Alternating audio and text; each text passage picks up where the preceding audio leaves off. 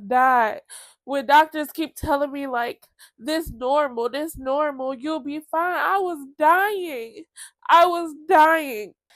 Hey y'all, welcome back to my channel. It has been so long. I know, don't cuss me out. It has been a few years since I've uploaded on my channel. Life has been lifing, but I am back. I am healthy and I am dedicated to my content and really connecting with you guys who are going through a similar journey. So today, to kick it off, we're going to talk about the day I got the call for my new heart. If you are already a follower, I ain't got that many, but if you are one of my 100 followers that was following my journey with me trying to get listed for a heart, I got the call. You know that I have been battling for about 6 years, 6.5 years. And so it's been rough. If you are new, I'll just give you a brief synopsis of my journey. My name is Tiara. I was diagnosed at 25 with something called postpartum cardiomyopathy. Basically, in short form, I inherited congestive heart failure from giving birth to my daughter, pregnancy-induced heart failure. So you can check out some of my other videos if you need an in-depth explanation about what postpartum cardiomyopathy is. I will be making content in the future about that just to get awareness out there, because I did not know what postpartum cardiomyopathy was before I was diagnosed. In appointments, it wasn't on a pamphlet on the table. It wasn't on no notebook on the table. It wasn't on one of those posters on the wall. Like, there was no material about it. I had an African American OBGYN. She never talked to me about potentially getting heart failure. And I had no pre-existing conditions that would have made me high risk for that. We'll start by how I got listed, because the last time I left you guys, I was not listed for transplant yet. So my only hurdle, I had the LVAD. I got the LVAD on March 25th, 2019. Came home with my LVAD. I had no complications with my LVAD. Baby, I changed my own dressings. I did my own drive. Like, I did everything myself. Even if I was in the hospital, I did not let any nurses touch my drive line. I will do my own drive line kit. If you need to stand here and supervise, that's fine. But I'm going to do it myself, because if I ever get an infection, I want it to be because it was something that I potentially did and not a family member, a nurse, or whoever. So I got my LVAD. I come home, no complications. I'm doing really well on the LVAD, except I had a severe aortic valve regurgitation. So basically, when your heart pumps, like the LVAD is helping my heart pump efficiently to get the blood circulating throughout my body, but a large percentage of my blood was dropping back down into my heart. It was not making it out. So we were considering doing open heart surgery again, because I wasn't listed and because it was such an urgent situation. We're like, my cardiologist and my surgeon, they're like, we're not taking no chances. Yes, it is bad to go back in and then to want to go in again for a heart transplant, but we want you to make it to get a heart, if that makes sense. And so I was literally reaching out to like Mayo Clinic. We were looking at Cleveland Clinic, like seeing what the best options for me were, because there's a procedure called a TAVR. I'll do another video on what a TAVR is and how it functions and stuff like that. But they were considering me for that. I got declined by Cleveland Clinic, and we were waiting to hear back from Mayo. And so that's where I was. Meanwhile, at the ranch, they had already tried to present my case to the transplant board, and I was denied. Now, this was in August 2021. I was denied for my freaking A1C. And I had never been diabetic. I have been having these like flare-ups in my foot, and so they prescribed me a high dose of prednisone. Well, when they did my labs for transplant before going to the board, my A1C came back elevated. And they're like, no, we can't do it. Her A1C is too high, and they denied me. When I tell y'all, I'm just going to be 100% transparent. I lost it.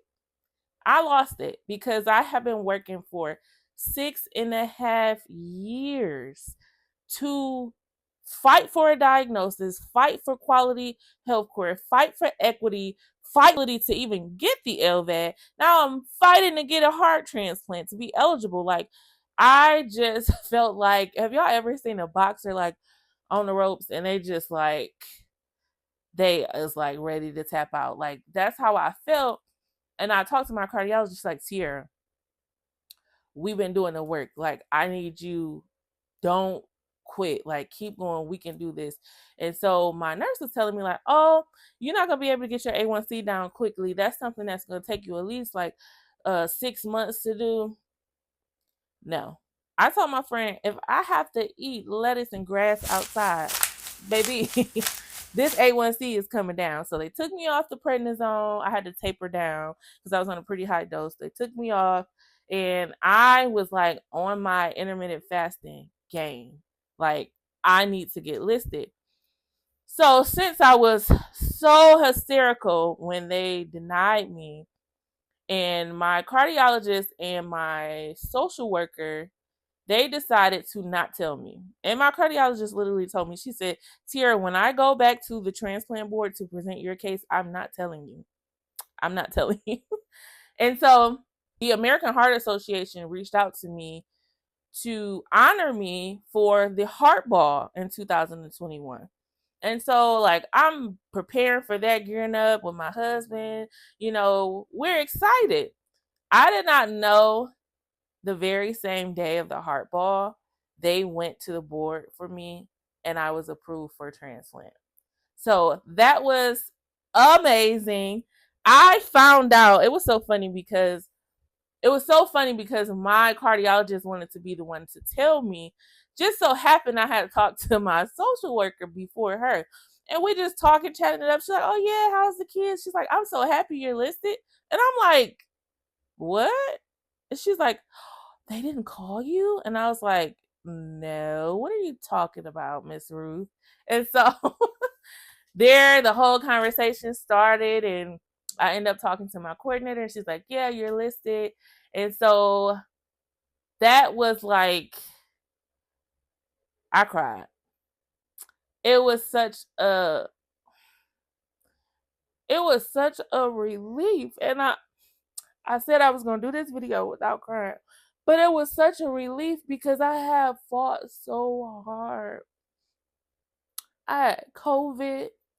I had Steven Johnson syndrome that almost killed me, burned my entire face, my entire mouth. I couldn't eat for over a month. I was in the hospital for weeks. Like, I had fought so hard.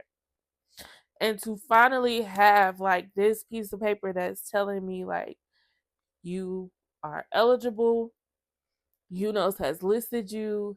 It was the most amazing feeling. I swear I said I was not gonna cry making this video. So Heartball was good. I found out I was listed. I got my letter officially on October 19th. Okay. So now I'm learning about how does this work. You know, I'm a status 4 because I have an LVAD. Typically, when you have an LVAD, you're automatically listed as a status 4.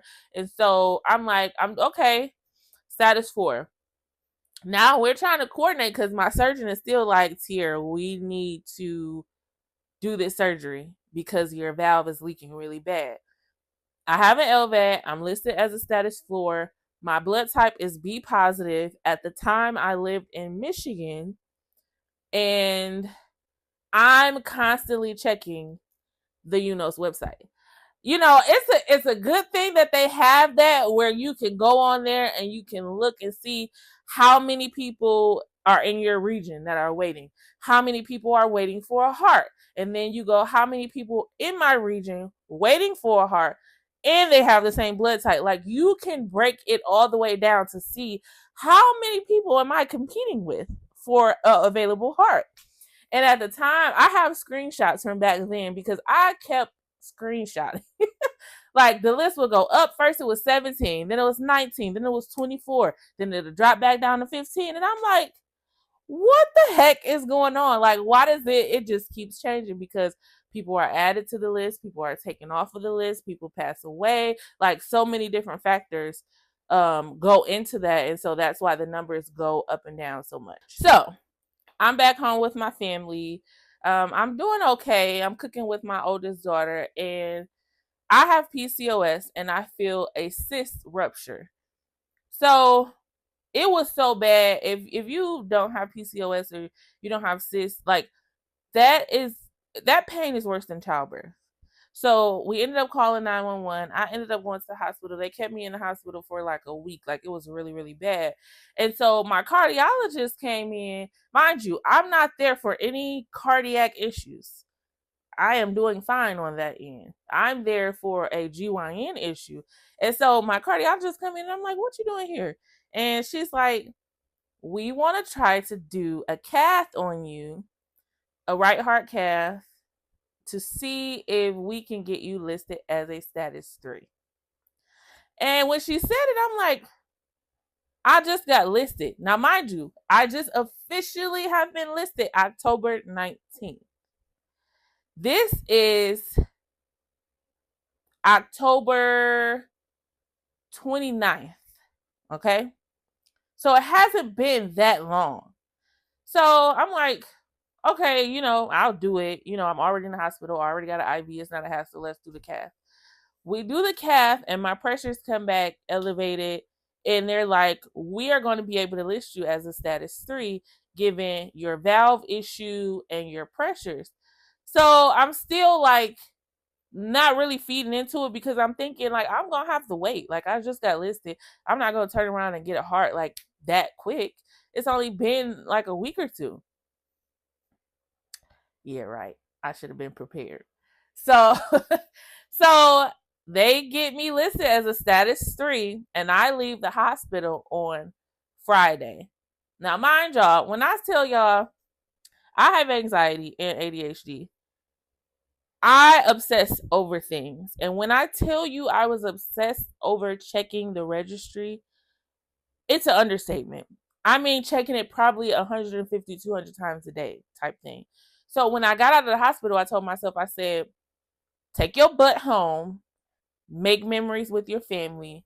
Don't focus on getting the call. Just enjoy life. And I promised myself that. I put a call recorder on my phone so that I could capture getting the call for a heart if it came. And I left it at that. Now, this weekend, there was a children's, I think it was Pixar or Disney movie that came out. It's called Ron's Gone Wrong. We went to go see that movie. Leaving the movies, my youngest daughter had a little cough. And so I tell my husband, I said, let's stop at CVS or Walgreens, one of them. Let's stop there and get her some cold medicine. So he goes in. It's too much of a hassle for he goes in. It's too much of a hassle for me to get out the car and my LVAD and all of that stuff. So he runs in there. Now, mind you, this is a Saturday. Okay. Came home Friday night. This is Saturday at like 1 p.m. My phone rings. Now my phone rang and I'm like, University of Michigan, why are they calling me on a Saturday? Like usually when you get discharged, they do call you to follow up, but it's on a business day. So I'm like, why are they calling me on a Saturday? But I'm like, maybe I left something at the hospital. I'll just answer. My kids in the back seat like, answer the phone, answer the phone. Yeah, it was the call. I haven't recorded. I don't know if I will be able to insert it here so that you'll be able to hear, or maybe I'll put it at the end of the video where you can hear when the surgeon and the doctor called me. But if you listen to it, just grab your tissues, okay? I got the call, and so my kids are excited. Now, mind you, my husband is still in the store. He has no idea this is going on. So he comes out, get in the car. I'm in tears. And he like, what the heck is wrong with you? The kids in the backseat like, Dad, Mom got the call. And I'm like, they found a heart. And he's like, are you kidding me? You just came home. You have not even been home 24 hours. I was like, yeah. I gotta be back at the hospital in 4 hours. So now your girl is scrambling. My bag ain't even packed. I ain't got no pajamas. Like, I don't have nothing ready. So I called my cousin. We had already planned for her to get my kids, and so I call her. We take the kids. Honestly, my hospital bag was half packed because I was so nervous. I was so jittery. I wouldn't say I was anxious, not nervous. I was anxious. I wasn't scared. I have been through enough. Like, I was ready. And I really, really, really had a good team at the University of Michigan. Shout out to Dr. Hassan, Dr. Wu, my surgeon that put my LVAD in, Dr. Pagani, and Dr. Tang. He is the one that put my transplanted heart in. But like, they were like family. They were really like family. And so I go in and I'll do another video on like all the things that happen like once you get there, because it's a lot. But everything was fine. Like, they did blood tests, a bunch of blood tests, because they have to do like the tissue typing and all of that stuff again, put the art line in, and I'm like telling everybody on Facebook, like, they found the heart, like, it's time, y'all. And just the outpouring love, and yeah, it was amazing. So I got back at the hospital, I want to say like 5:30 ish, and they get me prepped and everything. They gotta get swan in my neck and art lines and stuff like that. And y'all, I watched them. They gave me something in my IV to make me a little woozy. I think it was Benadryl or something. Art lines, I hate them. I hate art lines because they hurt. And I watched that man put the line in my arm. He was sewing my wrist like a piece of cloth with a needle and thread. He literally had a needle and thread. He's just sewing it down because they have to make sure that that doesn't come out. Your arterial line is very important post transplant. So yeah. But that was like a traumatic moment that I really remember. My nurse, I had like the most amazing nurse to prep me for transplant. And when I got released from the hospital, I came home on Thanksgiving Day. We're going to do a part 2 because I came home to something so traumatic. Whole different ball game. But when I got home and I cut off my wristband, she wrote in the inside of my wristband, "You're tough as peanut brittle." And that really meant a lot to me because like the whole time they were prepping me, and I kept saying like, I'm tough, I'm strong, I got this. And she kept saying like, I kept saying like, I'm a tough cookie, I got this, I got this. And she was like, you tougher than a cookie, you peanut brittle. And so to see that, like a couple weeks later when I finally took off my hospital bed and she wrote that in there, like, y'all, it's so hard. I fought so long to get quality health care. I could have died when doctors keep telling me like, this normal, you'll be fine. I was dying. I was dying. And so to have nurses, doctors, surgeons that listen to you, that care about you, that value you as a patient, like they want to see you do good, like that is so rare. It is so rare. And so let me stop crying. so so they did my surgery, everything went well. I had a little bit of a swelling, probably due to like multiple surgeries. And so they had to leave my chest open. So I didn't wake up until 4 days later is when I woke up. When I say I felt like a new person, I felt like a new person.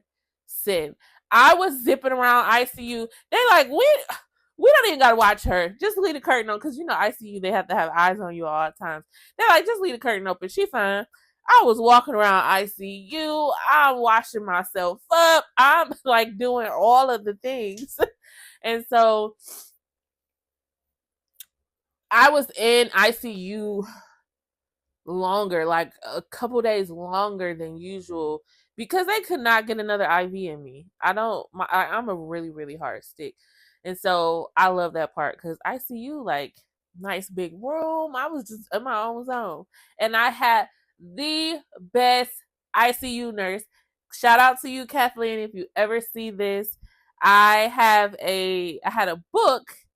Instead of, like, they give you a heart pillow and doctors and nurses sign, I wanted something different that didn't go well with my LVAD. And so my husband got me a scrapbook and he got me a digital portable printer. And so all of my nurses, my surgeon, everybody took a picture and they signed my book. And so she is in my heart book, and I call her my ICU mommy. Like, she pulled my tubes because you have like 2 big chest tubes coming out if you're waiting, that you will have. I had another line for like a external pacemaker, all of the things. I had a wound vac here, and whew, I hate wound vacs. I had all of the things. And so she was like my right hand man throughout the whole process. So yeah, I I got out of ICU. I went to step down. I stayed in step down for a little bit. So I got the call November 6th around 1:30 p.m. I had to be at the hospital within 4 hours. My surgery was on November the 7th, 6 a.m. I went in. I came home on Thanksgiving Day. And I prayed to God. I said, Lord, I really, really want a new heart for Christmas. I really do. I want to be able to be here with my kids and to see them grow up, to see my oldest daughter graduate. Like, I want to be here. And I got a new heart for Thanksgiving. I came home on Thanksgiving Day. So, yeah, like I said, when I came home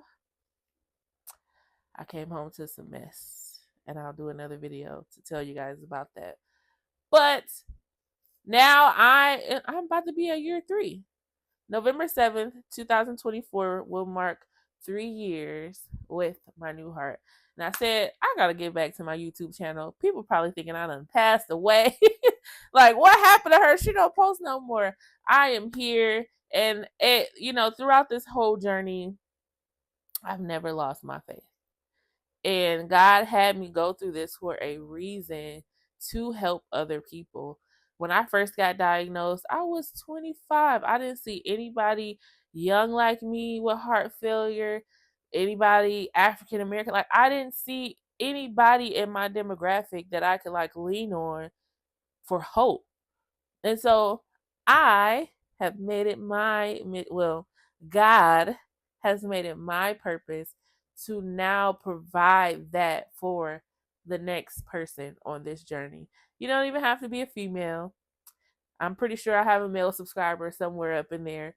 But just hope, hope, faith, resilience, perseverance when you're getting told no or not getting answers, teaching you how to advocate for yourself, how to seek out other physicians, how to file for disability, like all of the things. So if you have a chronic illness, especially organ failure, please, please, please subscribe. I am going to be changing my channel name. You can find me on social media. My personal page is Pulse with a Purpose on Facebook, Instagram, and my business page for transplants is called Transplants with Tiara. It was called Pretty Red Engine. I'm just changing some things around. So guys, I hope this video has reached the people that it needs to reach, the people that need that glimmer of hope, that feel helpless in this moment. Your day is coming. And it might not even be transplant, just learning how to live a fulfilled life in spite of your diagnosis, in spite of your chronic illness, just being in tune with God and finding joy in all circumstances. And it's hard sometimes, but the storm does not last always. And every person fighting this fight deserves a crown. I'll see you guys next time. I forgot to tell you guys, I have a support group. It's not just for transplants, it's also just for anybody that is living with a chronic illness, or you are a caregiver or family member of someone living with a chronic illness. My support group is on Facebook. It's called The Heart of a Patient. Please, please, please, I'm trying to get engagement up. I'm trying to reach so many people that are in need of support, community, family, other people that are going through the same thing. Please check it out. I hope you decide to join, and I'll see you next time.